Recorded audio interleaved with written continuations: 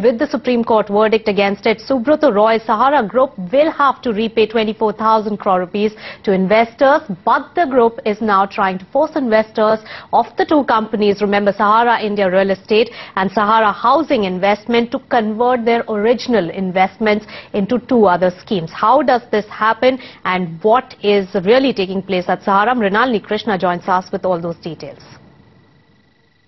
What we are picking up from sources is that Sahara Group is asking investors of Sahara India Real Estate and Sahara India Housing Investments to switch their original investments into these two companies to not one but two new schemes. Remember, these are the two companies against which the Supreme Court had directed Sahara Group to refund almost 24,000 crore rupees to over 3 crore investors.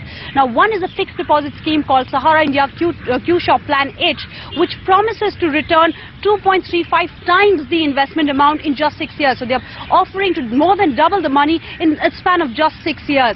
There is another scheme which is a gold scheme. It's called Sahara India Gold Bank.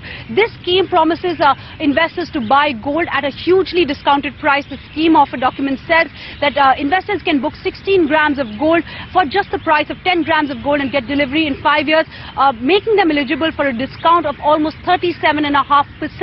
Clearly, the market regulator is worried. They've already issued an advisory to investors asking them not to give in to pressure by the Sahara Group and hold on to their original investment documents.